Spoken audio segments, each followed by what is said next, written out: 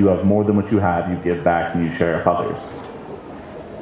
The tricky thing about this is I think it's the easiest thing in the world to not realize that your cup is overflowing, to get caught up in the idea of what you need to be happy, that you forget. You forget about what you're passionate about, you forget how.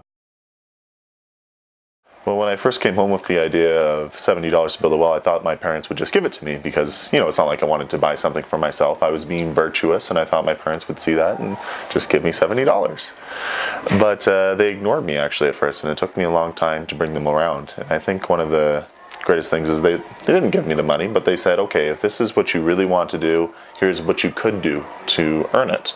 So it was the idea of doing chores, and then when the problem became bigger and it was going to cost at least $2,000 to build a well, it became no easy way out. If you want to do this, you have to expand your comfort zone and get other people involved. So I think that the best thing that educators and parents can do with younger people is to give them avenues to work towards their goals and not just say no.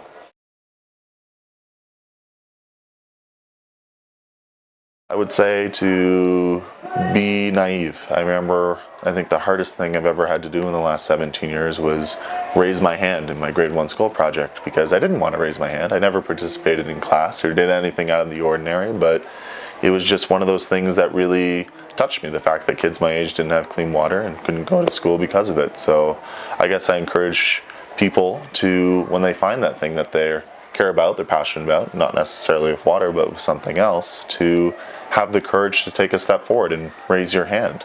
Because that's, I think, the hardest thing I've ever had to do. So, yeah, be naive enough to think that you can make a difference.